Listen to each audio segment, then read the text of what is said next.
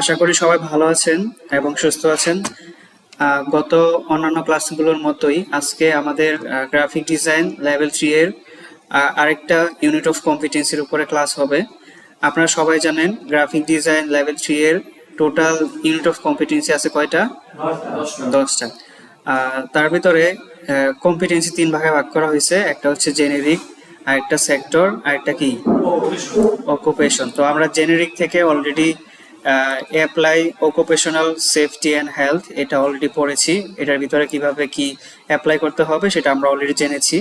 এরপরে আমরা গত ক্লাসে জেনেছি যে কিভাবে ওয়ার্কপ্লেসে ইংলিশ কমিউনিকেশন করতে হয় এবং একটা কাজ বুঝে নেওয়ার সময় কিভাবে সুন্দরভাবে প্রপারলি ইংলিশে কমিউনিকেশন করতে হয় সেটা আমরা বুঝে নিয়েছি, তাই না? আচ্ছা, তাহলে আজকে আমরা সরাসরি চলে যাব সেক্টর স্পেসিফিক কম্পিটেন্সি এইটার ভিতরে। তো এইটার ভিতরে আজকে আমাদের আলোচনা বিষয় হলো operate personal computer and use application program. কিভাবে আপনি একটা কম্পিউটার পরিচালনা করবেন, পার্সোনাল কম্পিউটার পরিচালনা করবেন এবং সফটওয়্যারগুলো কিভাবে পরিচালনা করবেন সেটা হচ্ছে আজকে আমাদের বিষয়ের আলোচনার বিষয়। ঠিক আছে? তো এখানে দেখেন আজকের ইউনিট অফ কম্পিটেন্সির নাম হচ্ছে operate personal computer and use application program. এটার ভিতরে কি কি এলিমেন্টস আছে আমরা আজকে প্রথমে সেগুলো নিয়ে কথা বলি। হ্যাঁ, কিভাবে একটা কম্পিউটার স্টার্ট করতে হয় আমরা সবাই জানি না? পাওয়ার অন করতে হয়, তারপরে কিবোর্ড কোনো ঝামেলা আছে কিনা এগুলো চেক করতে হয়। এগুলো এইভাবে মাধ্যমে আমরা কম্পিউটারটাকে অন করতে পারি। তারপরে উইন্ডোজ সেটআপ ঠিক আছে কিনা এইভাবে আমরা চেক করে একটা কম্পিউটার সুন্দরভাবে ওপেন করতে পারি। তারপরে কম্পিউটারের সফটওয়্যারগুলো সুন্দরভাবে কাজ করতেছে কিনা এটা চেক করতে হবে। তারপর কম্পিউটারের ফাইলস অ্যান্ড ফোল্ডার যে আছে সেগুলা সঠিকভাবে কাজ করতেছে কিনা এবং আমরা ক্রিয়েট করতে পারতেছি কিনা সেটা আমাদের কি করা লাগে? চেক করার প্রয়োজন পড়ে। তারপরে এই অ্যাপ্লিকেশন প্রোগ্রাম বলতে ওয়ার্ড, এক্সেল, পাওয়ার পয়েন্ট বা অন্যান্য সফটওয়্যার এগুলো কাজ করে কিনা আমাদের চেক করতে হবে। তারপরে একটা ডকুমেন্ট রেডি করার পর এটাকে কিভাবে প্রিন্ট করতে হবে, প্রিন্ট প্রিভিউ দেখতে হবে এবং প্রিন্ট মার্জিন সেট আপ করতে হবে, এই সমস্ত বিষয়গুলো নিয়ে আলোচনা করা হয়েছে। তারপরে কিভাবে একটা কম্পিউটার শাটডাউন দিতে হয়। সো আমরা একটু বিস্তারিত এই মুহূর্তে আলোচনায় চলে যেতে চাচ্ছি।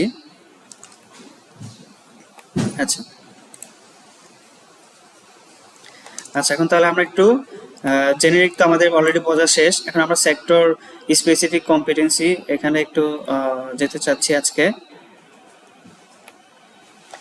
ওখানে আমরা একটু যেতে চাচ্ছি, একটু নিচে যাব আমি প্রথমে। আচ্ছা, এটা আমাদের শেষ, এই ইউনিট অফ কম্পিটেন্সিটা আমরা অলরেডি পড়ে ফেলেছি। এখন আমরা এই যে সেক্টর স্পেসিফিক কম্পিটেন্সি এটা নিয়ে আজকে আলোচনা করব। পেজ নাম্বার 21, কয় নাম্বার পেজ? সিএস থেকে 21 নাম্বার পেজ। আচ্ছা, আমাদের আজকের ইউনিট অফ কম্পিটেন্সির নাম হচ্ছে operate personal computer and use application program. এখন এইটার ভিতরে দেখেন কি পারফরমেন্স ক্রাইটেরিয়া আছে এবং কিভাবে কি করতে হবে। দেখেন প্রথমে আছে কি স্টার্ট কম্পিউটার। এখানে দেখেন সেফ ওয়ার্কপ্লেস প্র্যাকটিস, মানে আপনি যে সময় কম্পিউটার অন করবেন কম্পিউটার আশপাশে কোনো ইলেকট্রিক ওয়্যার পড়ে আছে কিনা, তারপরে কম্পিউটারে মেটাল শক করতেছে কিনা, এই সমস্ত বিষয়গুলো চেক করে ফলো করে তারপরে কম্পিউটার কি করতে হবে? অন করতে হবে। তারপরে কম্পিউটারের সমস্ত কেবলগুলা কানেকশন আছে কিনা, যেরকম ইউপিএস সঠিকভাবে কাজ করতেছে কিনা, তারপরে আমাদের পাওয়ার কেবল কানেকশন সঠিক আছে কিনা, তারপর আমাদের কম্পিউটারের keyboard connection, mouse connection, USB এগুলো ঠিক আছে কিনা, এগুলো আমাদের কি করতে হবে? ভালোভাবে চেক করতে হবে। তারপরে পেরিফেরাল ডিভাইস। এই পেরিফেরাল ডিভাইস বলতে ওই যে আমরা আমাদের সামনে যেগুলো হার্ডওয়্যার দেখতে পারি, ছুঁইতে পারি, এগুলা ঠিক আছে। তারপর কম্পিউটার পাওয়ার কানেকশন ঠিক আছে কিনা এইগুলো। হ্যাঁ, তারপরে দেখেন আমরা যখন একটা কম্পিউটার অন করি, কম্পিউটার অন করার পরে আমাদের সামনে একটা ইউজার নেম এবং পাসওয়ার্ড শো করে না? মানে প্রত্যেকটা কম্পিউটারে একটা ইউজার নেম এবং পাসওয়ার্ড আছে। এই বিষয়টা পড়েছে হচ্ছে অ্যাক্সেস বেসিক সিস্টেম ইনফরমেশন। এখান থেকে কোশ্চেন আসতে পারে নিচের কোন অপশনটি বেসিক সিস্টেম ইনফরমেশনের অংশ। তখন ইউজার অ্যান্ড পাসওয়ার্ড, এই যে আমরা কম্পিউটার যে অন করি, অন করার পরে পাসওয়ার্ড যে দেখায় আমাদের সামনে সেটা হচ্ছে কি? Access basic system information. ঠিক আছে। তারপরে আমাদের গ্রাফিক্যাল ঠিক আছে কিনা এগুলো চেক করতে হবে, এই সমস্ত বিষয়গুলো। তারপর আমরা সবাই জানি যে কিভাবে একটা ফাইলকে একটা ফোল্ডারের ভিতর নিয়ে যাওয়া যায়, আবার কিভাবে ফোল্ডার ক্রিয়েট করা যায়। এখন বলেন তো কিভাবে একটা ফোল্ডার ক্রিয়েট করা যায়? Ctrl+Shift+N কিবোর্ড শর্টকাট, আর রাইট বাটন ক্লিক করে নিউ থেকে ফোল্ডার ক্রিয়েট করা যায়। ঠিক আছে, তারপরে এখান থেকে লেখা আছে ডাটা স্টোরেজ ডিভাইস। কয়েকটা ডাটা স্টোরেজ ডিভাইসের নাম বলেন তো? হ্যাঁ, হার্ড ডিস্ক, পেন ড্রাইভ, হ্যাঁ এগুলা। ঠিক আছে, তারপরে কি কি অ্যাপ্লিকেশন আমরা আমাদের কম্পিউটারে রেগুলার ব্যবহার করি, যেরকম আমরা না অ্যাপ্লিকেশন সফটওয়্যার বলতে সেই সকল সফটওয়্যার, হ্যাঁ যেগুলো কিনা আমরা ইনস্টল করতে পারি।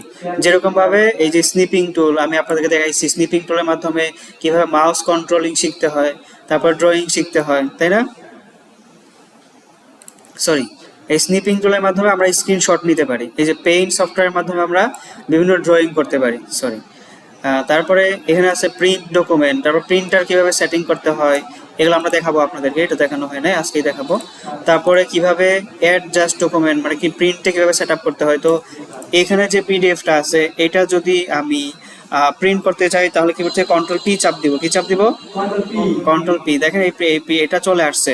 এখন এই বাম দিকে দেখেন কিছু সেটিং চলে আসছে, এই বাম দিকে দেখেন কিছু সেটিং চলে আসছে, মানে আমরা আমাদের এখানে যে ইয়েটা প্রিন্ট হবে এটার কিছু সেটিং চলে আসছে। যেরকম প্রিন্টার মানে কোন প্রিন্টার দিয়ে প্রিন্ট হবে এখানে এটা দেখা যাবে। তারপর কয় কপি হবে, ধরেন 1 copy.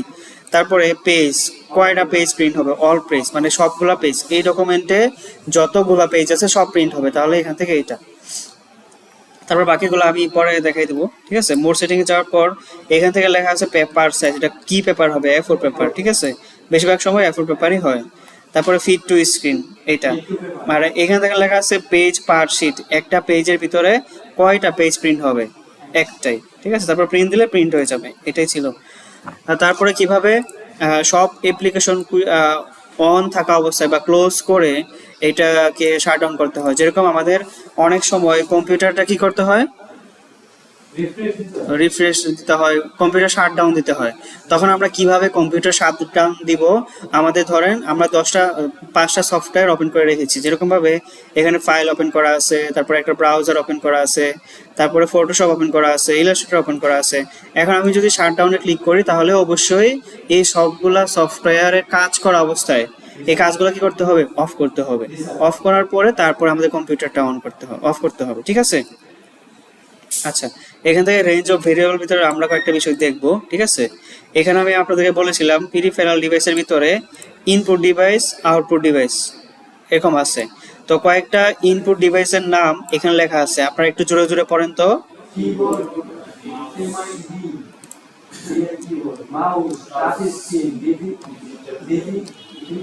Keyboard, mouse, touch screen, তারপর হচ্ছে joystick, scanner, digital camera, video camera, এইগুলো হচ্ছে কি ইনপুট ডিভাইস।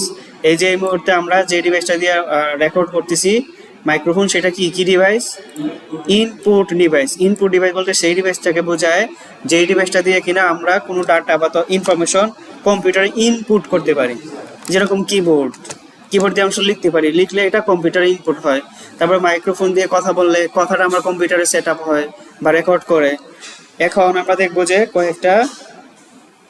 কয়েকটা আউটপুট ডিভাইসের নাম দেখবো। ঠিক আছে, যেরকম মনিটর, আমরা আমাদের কম্পিউটারে যা কাজ করি আউটপুট হিসাবে মনিটর দেখতে পাই, এই জন্য এই মনিটর একটা কি ডিভাইস, আউটপুট ডিভাইস। তারপরে এই যে আপনারা যে মাত্র এই মুহূর্তে স্ক্রিনে দেখতে পাচ্ছেন, এই যে প্রজেক্টরের মাধ্যমে স্ক্রিনটা দেখা যাচ্ছে, এটা একটা কি ডিভাইস, প্রজেক্টর কি ডিভাইস, আউটপুট ডিভাইস। তারপর প্রিন্টার কি ডিভাইস, আর স্পিকার, এই যে আমি যে কথা বলতেছি আপনারা আমার কথাগুলা সুন্দরভাবে স্পিকারের মাধ্যমে শুনতে পারতেছেন, তো স্পিকার কি ডিভাইস, আউটপুট ডিভাইস। ঠিক আছে, এখন আমরা কয়েকটা বোথ মানে ইনপুট এবং আউটপুট মানে উভয় কয়েকটা ডিভাইসের নাম একটু দেখবো। হ্যাঁ, দেখেন কি বলছে, এক্সটার্নাল হার্ডওয়্যার ডিভাইস, যেগুলো কিনা মানে বাইরে থেকে ইনপুট করা যায়। যেরকম ইউএসবি বাইরে থেকে খোলা লাগানো যায়, আবার কি করা যায়, খোলাও যায়। তারপরে হচ্ছে এমআইডিআই রিকোয়ারমেন্ট সহ আরো অনেক কিছু। আচ্ছা, এই মুহূর্তে আমরা কয়েকটা অ্যাপ্লিকেশন সফটওয়্যারের বা অ্যাপ্লিকেশন প্রোগ্রামের নামের সাথে একটু পরিচিত হব। যেরকম একটা হচ্ছে ওয়ার্ড প্রসেসিং সফটওয়্যার। একটা ওয়ার্ড প্রসেসিং সফটওয়্যার নাম কি হইতে পারে? ওয়ার্ড। ওয়ার্ড প্রসেসিং সফটওয়্যার কি ওয়ার্ড না? তারপর আছে doc, Google doc. Google doc এটা কি ওয়ার্ড প্রসেসিং সফটওয়্যার? এই দুইটা যদি প্রশ্ন আসে, দুইটা ওয়ার্ড প্রসেসিং সফটওয়্যার নাম কি? একটা হচ্ছে ওয়ার্ড আর একটা হচ্ছে গুগল ডক, বা আরো বেশি হইতে পারে। আর স্প্রেডশিট বলতে দু একটা স্প্রেডশিট সফটওয়্যার নাম বলেন তো। একটা হলো এক্সেল, স্প্রেডশিট সফটওয়্যারের নাম একটা হচ্ছে এক্সেল, আর একটা কি? আচ্ছা, গুগল শিট। হ্যাঁ, আচ্ছা। আর এখন এখন আপনাদেরকে জিজ্ঞেস করতেছি যে স্লাইড প্রেজেন্টেশন প্রেজেন্টেশন একটা সফটওয়্যার নাম বলেন তো। Power point. এই পাওয়ার পয়েন্টের ডিফল্ট ফাইল ফরম্যাটের নাম কি? পিপিটিএক্স। আর একটু আগে আমি যে বললাম word processing software Microsoft word, এই মাইক্রোসফট ওয়ার্ডের ফাইল ফরম্যাটের নাম কি? ডিফল্ট ফাইল ফরম্যাটের নাম কি? না, পিডিএফ না, .docx। আর স্প্রেডশিট এক্সেলের ডিফল্ট ফাইল ফরম্যাটের নাম হচ্ছে .xlx। ঠিক আছে, এগুলো একটু মনে রাখতে হবে। আচ্ছা, তারপরে এখান থেকে লেখা আছে, এই প্রশ্নটা অনেকবার আসে, write down 3 operating system name. আপনারা যে ইউজ করতেছেন, আমি যে ডিভাইসটা, আমি যে উইন্ডোজটা দিয়ে রেকর্ড করতেছি, সেটা একটা কি? Operating system. অপারেটিং সিস্টেমের নাম কি? Windows, Microsoft Windows. হ্যাঁ, এখান থেকে অনেক সময় প্রশ্নটা আসে যে write down 2 operating system name. লিখবেন কি? মাইক্রোসফট উইন্ডোজ বা উইন্ডোজ লিখলেও হবে। তারপর লিখবেন লিনাক্স, তারপর হচ্ছে আইওএস, তিনটা লিখে দিলেই হবে, বা অ্যাপল ম্যাক। আপনি যেটা খুব সহজে মনে রাখতে পারেন। তবে আমার নির্দেশনা হলো আপনি লিখবেন উইন্ডোজ, তারপর হচ্ছে লিনাক্স, আমার কাছে যেটি সবসময় সহজ মনে থাকে একটা আইওএস। ঠিক আছে, এটি। আচ্ছা, এখন আমি আপনাদেরকে বলতে চাই যে কয়েকটা ডাটা স্টোরেজ ডিভাইসের নাম। ডাটা ডাটা মানে কি? তথ্য। তথ্য যে সকল ডিভাইসে বা হার্ডওয়্যার আমরা সংরক্ষণ করতে পারি, সেই সমস্ত ডিভাইসগুলোর নাম হচ্ছে কি? Data storage device. Data storage ডিভাইসের একটা উদাহরণ হচ্ছে RAM, hard disk, CD, flash drive, external hard disk, অনেক কিছু। তো এখান থেকে আপনারা এই যে র্যাম, হার্ড ডিস্ক, সিডি, এই তিনটা লিখলেই হবে। কয়টা? হ্যাঁ, এটা লিখলেই হবে।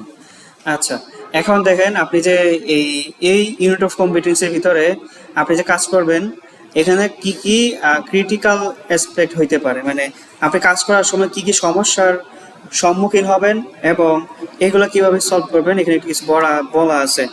দেখেন, বলা আছে এই অ্যাসেসমেন্ট দেওয়ার সময় এভিডেন্স দ্যাট ক্যান্ডিডেট, মানে আপনি যখন অ্যাসেসমেন্ট দিবেন এই ইউনিট অফ কম্পিটেন্সি থেকে যদি কোনো প্রশ্ন আসে, তাহলে অ্যাসেসর আপনার থেকে কিভাবে আনসারগুলো নিবে বা এভিডেন্সগুলো নিবে। এভিডেন্স মানে প্রমাণপত্র, আপনি যে কাজ করছেন এটা একটা প্রমাণ আর কি। ঠিক আছে, মানে কথা হলো আপনি সফটওয়্যারটা সুন্দরভাবে চালাতে পারেন কিনা এবং কাজ ভালোভাবে করতে পারেন কিনা। ঠিক আছে, এটা অনেক সময় এরকম হয় যে আপনাদেরকে এমএস ওয়ার্ডে কাজ করতে দেওয়া হয়েছে, এমএস ওয়ার্ডের ভিতরে কাজ করতেছেন, কিন্তু হঠাৎ করে ফাইলটা ক্লোজ হয়ে গেছে, কম্পিউটার বন্ধ হয়ে গেছে। এখন দ্বিতীয়বার আপনি যখন কম্পিউটারটা অন করলেন, তখন আপনার ফাইলটা হারিয়ে গেছে। এই যে আপনি লাস্ট 1 ঘন্টায় যা যা কাজ করলেন, এই কাজগুলো কি হয়েছে? কেটে গেছে, মানে আপনি কোনো খুঁজে পান নাই। এই সমস্যা থেকে সমাধান পাওয়ার জন্য আমাদের কি করতে হবে? প্রথমে ফাইলটাকে সেভ করে নিতে হবে। হ্যাঁ, সেভ করে তারপরে হ্যাঁ একটু পর পর কি করতে হবে? কন্ট্রোল এস এভাবে কন্টিনিউ চাপতে হবে। এর চাপলে কি হবে? আমাদের যে ইয়া থাকে, এই যে কি বলে, ওই একটু কাজ করছি আমরা, সেটা সুন্দরভাবে কি হবে? সেভ হবে। অনেকজন ক্যান্ডিডেট কি হয়, মানে এই কাজটাই করতে পারে না, মানে ওয়ার্ডে কাজ করছে, হঠাৎ করে কারেন্ট চলে গেছে বা কম্পিউটার অফ হয়ে গেছে, ফাইল শেষ, তখন আবার এই কাজটা আবার তাকে প্রথমবার করতে হয় প্রথম থেকে। এখন সময় 1 ঘন্টা। এই জন্য আমাদের সামনে আমাদের কাজ করার সময় যাতে এই সমস্ত যত মানে প্রবলেম আছে, প্রবলেমগুলো যাতে আমাদের সাথে না হয়, এই জন্য আমরা কি করব? আগে থেকেই সেভ করে রাখবো। ঠিক আছে, আচ্ছা, এখন দেখেন আপনাকে এই ইউনিট অফ কম্পিটেন্সির উপরে কম্পিটেন্ট হইতে হইলে আপনাকে কি কি বিষয়ে একটু ধারণা রাখতে হবে। দেখেন, বেসিক সফটওয়্যার মানে যেরকম ওয়ার্ড কিভাবে ওপেন করতে হয়, ফাইল সেভ করতে হয়, এক্সেলে কিভাবে ফাইল সেভ করতে হয়, এক্সেল থেকে কিভাবে ওয়ার্ডে লিঙ্ক করতে হয়, এই সমস্ত বিষয়গুলো, ঠিক আছে। তারপর বলছে যে ইনসার্ট টেবস অ্যান্ড ইমেজ, কিভাবে ইমেজ নিয়ে আসতে হয়, তারপর ইমেজ কিভাবে ফরম্যাটিং করতে হয়, ইমেজ কিভাবে রিসাইজিং করতে হয়, এই সমস্ত বিষয়গুলো আপনাকে কি করতে হবে, একটু জানতে হবে। মনে করেন ইমেজকে আপনাকে একটা ইমেজ নিতে বলছে এবং আপনাকে বলছে যে এই ইমেজটাকে আপনি কই রাখেন,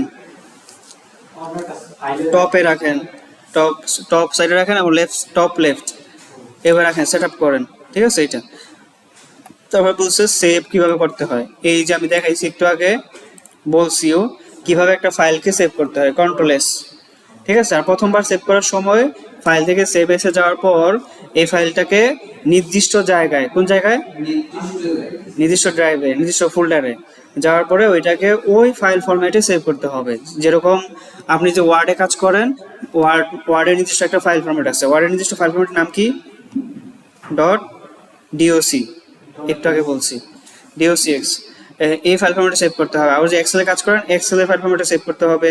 আর যে ফটোশপে কাজ করেন ওই ফটোশপের ফাইল ফরম্যাটে কি করতে হবে, সেভ করতে হবে। ফটোশপের ডিফল্ট ফাইল ফরম্যাটের নাম কি, গুড, ফটোশপের ডিফল্ট ফাইল ফরম্যাটের নাম হচ্ছে পিএসডি। আমাদের এই সমস্ত বিষয়গুলা নিয়ে খুব ভালো একটা ধারণা থাকতে হবে, ঠিক আছে। তারপরে এখান থেকে বেসিক কিবোর্ডিং স্কিল, যেরকম ভাবে আপনাকে একটা বাংলা ওয়ার্ড লিখতে বলছে, আপনি কিভাবে বাংলা লিখতে পারেন এটা আপনার আগে থেকে জানা থাকতে হবে। এই জন্য আমরা আপনাদেরকে বলি ক্লাসে আসার পর কিছুক্ষণ বাংলা টাইপিং করেন, বাংলা ইংলিশ, তারপরে আপনি গত ক্লাসে যা দেখানো হয়েছে এগুলো একটু পড়েন বা প্র্যাকটিস করেন, তারপর আমাদের রিটেন ক্লাস শুরু হয়, ঠিক আছে। আচ্ছা, তারপর বলছে কিভাবে ফাইল অর্গানাইজ করতে হয়, ডাটা ইনপুট করতে হয়, এগুলা, ঠিক আছে, বেসিক। আচ্ছা, এখন দেখেন আপনি যে একটা জব করবেন, একটা জব করার সময় আপনাকে কি কি বিষয়ে অবশ্যই জানতে হবে। একটা হলো switching on power of computer and peripheral device, মানে আপনাকে অবশ্যই কম্পিউটার তো অন করতে হবে। আপনি তো আর কম্পিউটার অন করা ছাড়া হাওয়াতে আর কাজ করবেন না, তাই না? হাওয়াতে কাজ করবেন কেউ নাই।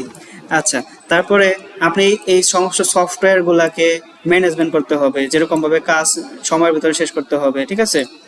এবং কম্পিউটার অন করার পর আপনাকে এটা চেক করতে হবে যে কোনো ফাংশন সঠিকভাবে কাজ করতেছে কিনা, কোনো সফটওয়্যারের কোনো ইরর আছে কিনা, এই সমস্ত বিষয়গুলো চেক করে তারপরে অ্যাসেসর আপনাকে বলবে যে আপনার কম্পিউটার কি ওকে। আপনি যদি চেক করে যে খুঁজে পাবেন তখন আপনি বলবেন যে হ্যাঁ সব ঠিক আছে, ওকে, ঠিক আছে। এগুলো হলো বিষয়বস্তু। তারপরে এখানে ক্রিয়েটিং অ্যান্ড অর্গানাইজিং ফাইল, এই যে বললাম আপনাকে অবশ্যই ফাইলগুলা সেভ রাখতে হবে।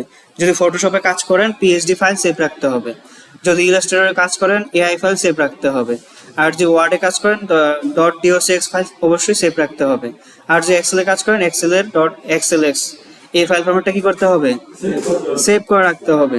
এটাই বলছে এখানে বারবার। আচ্ছা,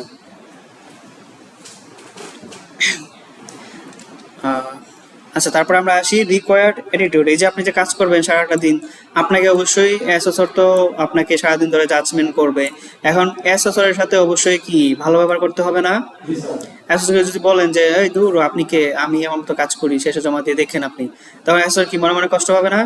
এবং শেষের দিকে আপনাকে কি করবে, নট এট কম্পিটেন্ট করে দেবে। এই অ্যাটিটিউডের যে বিষয়গুলো এখন আমরা সেগুলো দেখবো, ঠিক আছে। দেখেন এখানে বলছে commitment occupational health and safety, মানে আপনার সুরক্ষা নিশ্চিত করে তারপরে কাজ শুরু করতে হবে। তারপর বলছে কি লিখছে, প্রম্পটনেস ইন ক্যারিং আউট অ্যাক্টিভিটিস। তারপর বলছে সিনসিয়ার অ্যান্ড হনেস্ট ডিউটি, মানে কোনো অনৈতিক কোনো কিছু করা যাবে না, নৈতিকতার ভিতরে কি করতে হবে, থাকতে হবে। এখন এনভায়রনমেন্ট কনসার্ন, ধরেন আপনার অ্যাসেসমেন্ট শেষ হয়ে গেছে, এখন আপনি জোরে একটা মিউজিক বাজাই দিলেন, এখন কি এই সেন্টারে, এই রুমের ভিতরে, এই ল্যাবের ভিতরে যারা যারা অ্যাসেসমেন্ট দিচ্ছে তাদের কি কোনো সমস্যা হবে না? তো এই জন্য বলছে এনভায়রনমেন্ট কনসার্ন রাখতে হবে মনের ভিতরে, ঠিক আছে। অবশ্যই কোনো কিছু ভুল হলে এটা শেখার মন মানসিকতা থাকতে হবে। অবশ্যই টাইমের ভিতরে কাজটা কি করতে হবে, শেষ করতে হবে। ফর এক্সাম্পল আপনাকে সময় দিয়েছে 1 ঘন্টা, হ্যাঁ, এখন আপনি শেষ করলেন 1 ঘন্টা 10 মিনিট, হইলো টাইমের ভিতরে? না। এই জন্য টাইমলেসের ভিতরে কি করতে হবে, শেষ করতে হবে।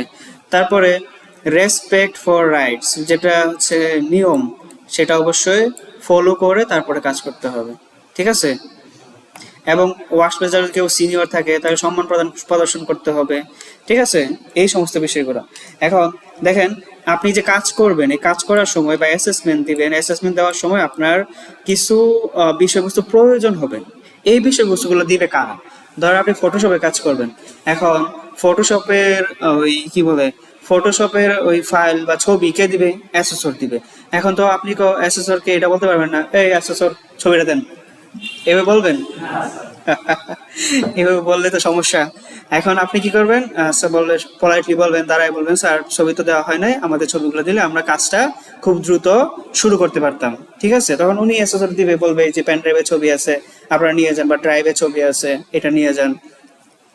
বা যদি কোনো সমস্যায় পড়েন, ধরেন আপনি একটা টুলস পান নাই বা একটা শিট পান নাই, ধরেন আপনাকে অ্যাসেসমেন্ট দেওয়ার সময়, অ্যাসেসমেন্ট শুরু করার সময় অনেকগুলা শিটে টিক মার্ক দিতে হবে, সাইন দিতে হবে, এইগুলা ধরেন আপনি একটা পান নাই, তখন আপনি বলবেন যে আমি একটা কম পাইছি, সমস্যা নেই, আমার দ্রুত শেষ হয়ে যাবে, এটা বলবেন?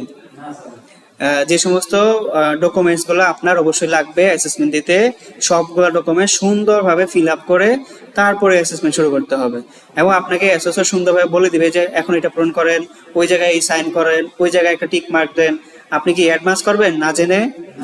অবশ্যই বুঝে বুঝে অ্যাসেসর যে জায়গায় যেটা দিতে বলে ওই জায়গায় এটা দিতে হবে, ঠিক আছে? ইকুইপমেন্ট, তারপরে সফটওয়্যার আগে যদি সেট আপ করা থাকে, এই সমস্ত বিষয়গুলো। তারপরে আপনাদের যে অ্যাসেসমেন্ট হবে এটা কয় ধাপে হবে এটা এখানে বলা আছে। ফর এক্সাম্পল প্রথমে কি হবে, রিটেন টেস্ট, তারপরে ডেমনস্ট্রেশন মানে ওই যে প্র্যাকটিক্যাল যে কাজটা, তারপরে এই প্র্যাকটিক্যাল কাজের ভিতরে বা মাঝখানে শেষের দিকে ওরাল কোয়েশ্চেন হবে, তারপরে পোর্টফোলিও, এটা তো তেমন প্রয়োজন পড়ে না। তো অ্যাসেসমেন্ট, মেথড অফ অ্যাসেসমেন্ট কয় প্রকার? রিটেন, ডেমনস্ট্রেশন, ওরাল, এই তিনটা দিলেই হয়ে যায় ম্যাক্সিমাম, ঠিক আছে? আচ্ছা, কনটেক্সট অফ অ্যাসেসমেন্ট হচ্ছে আপনাদের যে সেন্টারে অ্যাসেসমেন্টটা হবে সেটা, এবং একজন অ্যাসেসর আসবে যে কিনা ন্যাশনাল স্কিল ডেভেলপমেন্ট অথরিটি থেকে ভেরিফাইড, উনি আপনাদের অ্যাসেসমেন্টটা কি করবে, ওই দিন পরিচালনা করবে। তো এই সমস্ত বিষয়গুলো ছিল আজকের আমাদের ইউনিট অফ কম্পিটেন্সির ভিতরে। এখন আমরা এটা থেকে কি কি শিখলাম? এটা শিখলাম যে আমরা আমার যে সফটওয়্যারটা পরিচালনা করব এটা অবশ্যই সুন্দরভাবে হইতে হবে, 1 নম্বর দায়িত্ব। 2 নম্বর দায়িত্ব হলো আমাদের যে সকল ফাইল, ছবি, অডিও লাগবে এগুলো অ্যাসোসিয়েটের কাছ থেকে পোলাইটলি গ্রহণ করতে হবে। তারপর আমরা এটা শিখলাম যে আমাদের টাইম মতো কাজ শেষ করতে হবে। তারপর আমরা এটা শিখলাম যে কোনো অনৈতিক কোনো কিছু করা যাবে না, মানে অন্য ড্রাইভ থেকে বা শেয়ার ড্রাইভ থেকে কপি করে ফাইল নিয়ে এসে বললাম এটা তো আমি করছি। তো এখানে এটা করলে কি হবে যে অ্যাসেসর যিনি থাকবে উনি আপনাকে সরাসরি কি করে ফেলবে, ধরে ফেলবে। তো এই সমস্ত কিছু কোনো কিছু করা যাবে না। সো এখন আমাদের ইয়ে থেকে এটা পার্টটা শেষ। এখন আমরা একটা শিট রেডি করে রেখেছি, সেটা থেকে একটু করব। আমরা আজকে সিএস এর কয় নম্বর পৃষ্ঠা থেকে কয় নম্বর পৃষ্ঠা পর্যন্ত পড়েছি এখানে আপনি একটু রিভিউ করতে চাই। হ্যাঁ, এখানে আমাদের ছিল 22 নম্বর পৃষ্ঠা। হ্যাঁ, এই যে 22 নম্বর পৃষ্ঠা থেকে আমরা শুরু করেছিলাম, এই যে 22 নম্বর পৃষ্ঠা, তারপরে 23, 22, 23, তারপরে হচ্ছে যে এই 24, তারপর পড়ছি আমরা 25। এই কয়েকটা পৃষ্ঠা আমরা একটু পড়েছি। এখন আজকেই একটু পরে আমি আপনাদেরকে গ্রুপে আজকে শুধুমাত্র যে পৃষ্ঠাগুলো পড়েছি এইগুলোর পিডিএফটা একটু দিয়ে দিব, এবং আমি একটা পিডিএফ রেডি করে রেখেছি অলরেডি। এইগুলোর ভিতর থেকে আরো কিছু কোশ্চেন নিয়ে, মানে অ্যাসেসমেন্টে কিভাবে কোশ্চেন আসে এই ইউনিট অফ কম্পিটেন্সি থেকে, সেটা আমি রেডি করে রেখেছি। তো এখন আমি আপনাদেরকে সেটাও একটু দেখাইতে চাই। আচ্ছা, দেখেন আজকে আমাদের ইউনিট অফ কম্পিটেন্সির নাম হচ্ছে কি, operate personal computer and use application program. Personal computer কিভাবে ইউজ করতে হবে এবং প্রোগ্রামগুলো কিভাবে সেট আপ করতে হবে, এই সমস্ত বিষয়গুলো। এখন প্রথমে আমরা একটা কোশ্চেন করছি, সেটা হলো এগুলো আমাদের কেন প্রয়োজন, কেন আমাদের পার্সোনাল কম্পিউটারটা খুব ভালোভাবে ইউজ করতে হবে, কেন পারফেক্টলি ইউজ করতে হবে, বিজনেসে দেখেন কিছু ব্যাখ্যা দেওয়া আছে, আমরা এগুলো একটু পড়ার চেষ্টা করি। দেখেন প্রথমে লেখা আছে ইমপ্রুভ প্রোডাক্টিভিটি, মানে আপনি যদি আপনি একটা পিসিতে কাজ করতে বসছেন, এখন এই পিসিটা যদি ভালোভাবে চলে তাহলেই তো আপনি কাজ করতে পারবেন। মনে করেন কাজ করার সময় পিসিটা হ্যাং করে ফেলছে, এখন কি আপনি কাজ করতে পারবেন? অথবা কারেন্ট চলে গেছে আসতেছে বারবার, ইউপিএস ব্যাকআপ নাই, তখন কাজ করতে পারবেন না, এই সমস্ত বিষয়গুলো। তারপরে বলছে যে ইফিসিয়েন্ট কমিউনিকেশন, মানে দেখেন এই যে ইমেল, অনলাইন মিটিং, আপনার কম্পিউটার যদি ভালো থাকে তাহলে আপনি ইমেল করতে পারবেন, অনলাইন মিটিং করতে পারবেন, তারপর ডকুমেন্ট শেয়ার করতে পারবেন, এই সমস্ত বিষয়গুলো। হ্যাঁ, তো আপনার কম্পিউটার যদি ভালোভাবে চলে আপনি তখনই করতে পারবেন, আর যদি না চলে বা ল্যাগ করে বা হ্যাং করে তাহলে কি করতে পারবেন না। এই জন্য বলছে পার্সোনাল কম্পিউটারকে চালানোর সময় আমাদের এই সমস্ত বিষয়গুলো কি করতে হবে, খেয়াল রাখতে হবে। তারপরে বলছে যে যদি পার্সোনাল কম্পিউটার ভালোভাবে চালাইতে পারেন আপনি, তাহলে আপনাদের কাজের গুণগত মান বৃদ্ধি পাবে, তারপরে কম সময়ে আপনি কাজ করতে পারবেন, তারপরে এখান থেকে আপনি নতুন কিছু শিখতে পারবেন, তারপরে এই যে আপনি ডাটা ম্যানেজমেন্ট করতে পারবেন, যেরকম এই যে স্টোরেজ ডিভাইসের নাম বলছি, কিভাবে ফাইল সেভ করতে হয়, কিভাবে ফরম্যাট ঠিক রেখে সেভ করতে হয়, এই সমস্ত বিষয়গুলো। তারপরে সর্বশেষ আপনি কেরিয়ার গ্রোথ করতে পারবেন যদি আপনি আপনার একটা কম্পিউটারকে সুন্দরভাবে পরিচালনা করতে পারেন। যেরকমভাবে কম্পিউটার পরিচালনা মানে শুধুমাত্র রিলস দেখা না, কম্পিউটার পরিচালনা মানে ইউটিউব দেখা না, কম্পিউটার পরিচালনা মানে যখন আপনি যে কাজটা করবেন সেইটা যাতে সুন্দরভাবে করতে পারেন। ঠিক আছে, আপনাদের এই কাজটা করার মাধ্যমে প্রফেশনাল সাকসেস নিয়ে আসবে।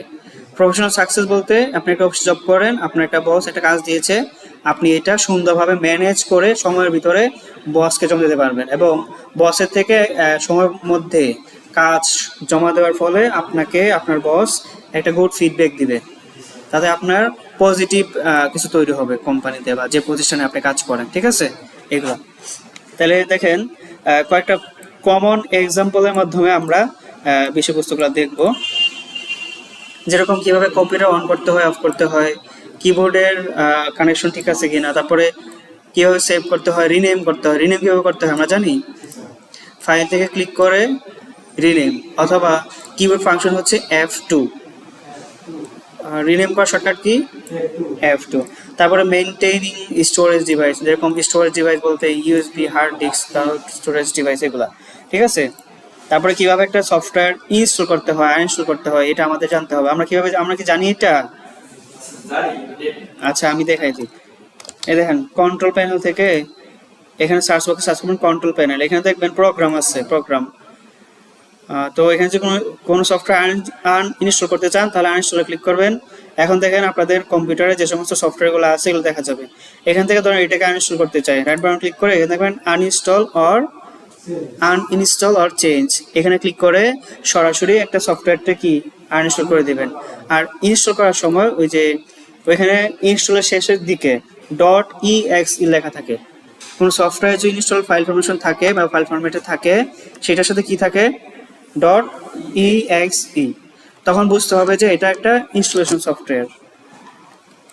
আচ্ছা, আমাদের অনেক সময় কি হয়, ডেট টাইম এগুলো কি হয়ে যায়, নষ্ট হয়ে যায়। তো আমরা যাতে আমাদের এগুলো নষ্ট না হয়, কিভাবে ঠিক করতে হয় এগুলো আমাদের কি করতে হবে, জানতে হবে। কিভাবে, এখানে সার্চ করবেন সেটিং, এই যে সেটিং, ঠিক আছে, এখান থেকে সার্চ করবেন হচ্ছে ডেট,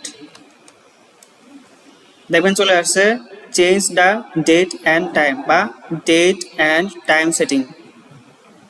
আপনি এখানে ক্লিক করলে দেখেন টাইম কত, টাইম জোন কত, এসব চলে আসছে। ঠিক আছে, এখান থেকে আপনি চাইলে চেঞ্জ করতে পারবেন। ধরেন আমার এখানে ডেট টাইম দেওয়া নাই, এখান থেকে আমি চেঞ্জ করব। আর ধরেন আমি এখন আছি বাংলাদেশে, কয়েকদিন পরে যাব ইউকেতে, তখন ইউকের যে টাইম জোন এটা আমাকে সিলেক্ট করতে হবে, ওইটা সেভ করে এখান থেকে দিতে হবে। সো তার মানে আমরা বুঝলাম যে কম্পিউটারে এই জায়গা থেকে আমরা ডেট টাইমও চেঞ্জ করতে পারি। আর কম্পিউটারের ভিতরে আরেকটা বিষয় আছে, COMS নামে একটা ব্যাটারি আছে কম্পিউটারের জন্য। ওই কম্পিউটারের ভিতরে এটার কাজ হলো ডেট এবং টাইম ঠিক রাখা। যদি আপনারা কেউ কম্পিউটার খুলে থাকেন কখনো, তাহলে এটা দেখবেন যে ওইখানে ছোট্ট একটা সাদা ব্যাটারি আছে, হ্যাঁ, ওইটার মাধ্যমে টাইম এবং ডেট ঠিক রাখে। তারপরে কিভাবে ওয়াইফাই কানেকশন করতে হয়, অনেক সময় আমাদের ওয়াইফাই কানেকশন হয় না, ধর একটা ফাইল আমি ডাউনলোড করব, আমার বাসায় ওয়াইফাই আছে কিন্তু কম্পিউটারে হচ্ছে না। এখন এই সমস্যাগুলো আমার কি করতে হবে, নিজে নিজে সমাধান করতে হবে। আচ্ছা, এখন আমরা কিছু অ্যাপ্লিকেশন প্রোগ্রামের নাম দেখি তো। ওয়ার্ড প্রসেসিং এর মাধ্যমে কি করা যায়? টাইপ করা যায়, রিপোর্ট তৈরি করা যায়, নোটিশ তৈরি করা যায়, তারপরে স্প্রেডশিটের মধ্যে ডাটা এন্ট্রি করা যায়, ক্যালকুলেশন করা যায়, বিভিন্ন চার্ট নিয়ে আসা যায়। আমি আপনাদেরকে দেখাইছিলাম যে ওই সমস্ত বিষয়গুলো। আচ্ছা, আপনারা কি বুঝতেছেন যেগুলো বলতেছি? আমি খুব সহজে এবং সুন্দরভাবে বলার চেষ্টা করতেছি, যাতে এই টপিক থেকে অ্যাসেসমেন্টের যে সকল কোশ্চেনগুলো আসবে এবং যে মেইনটেনের যে বিষয়টা, এইটা যাতে এখনই আপনার মুখস্থ হয়ে যায়। মানে আমাদের সিএস থেকে ক্লাসগুলো করানোর মূল উদ্দেশ্য এইটাই। আচ্ছা, তারপরে প্রেজেন্টেশন কিভাবে করা যায় আমরা এটা বলছি। তারপরে ইমেল অ্যাপ্লিকেশন, কিভাবে একটা ইমেল সেন্ড করা যায়, কিভাবে রিসিভ করা যায়, তারপর কিভাবে একটা ফাইল অ্যাটাচ করে কিভাবে একটা ইমেল করা যায়, এই সমস্ত বিষয়গুলো আমাদের কি করতে হবে? জানতে হবে। আমি গতকালকে বলেছিলাম কিভাবে ইমেল সেন্ড করা যায়।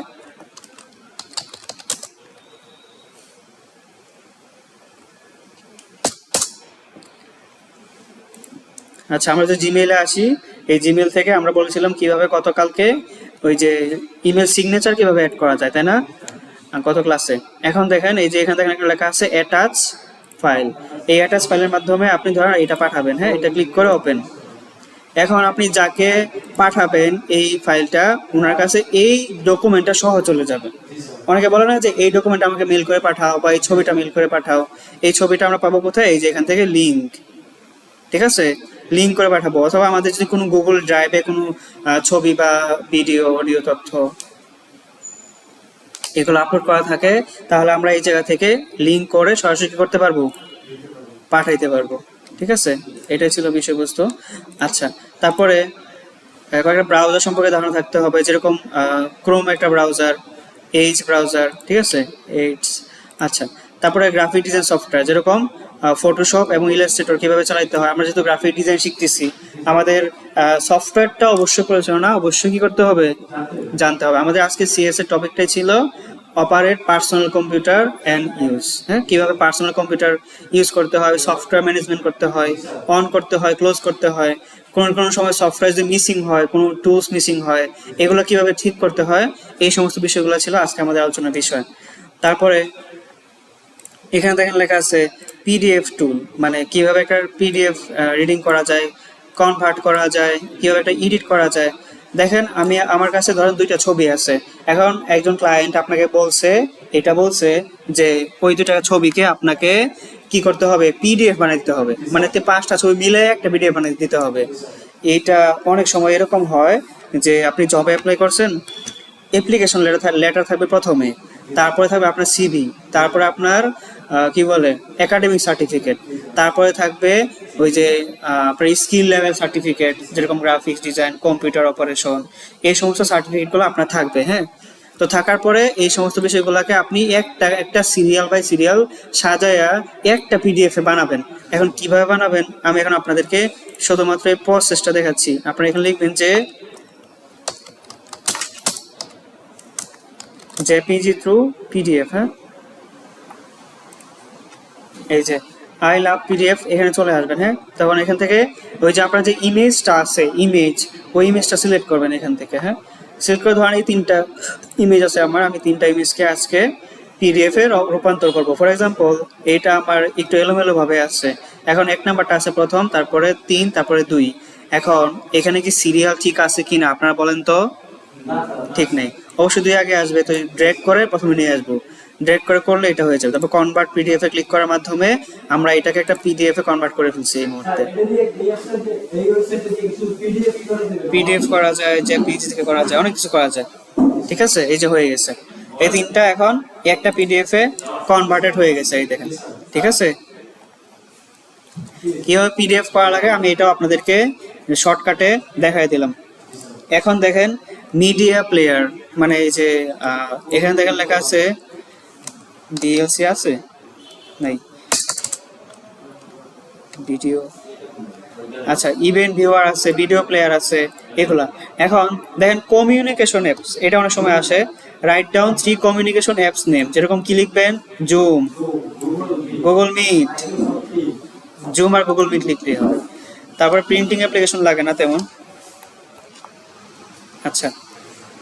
আচ্ছা, বলছে যে হোয়াট ইজ অপারেটিং সিস্টেম। এখন আপনারা কিছু কোশ্চেনের আনসার দিবেন।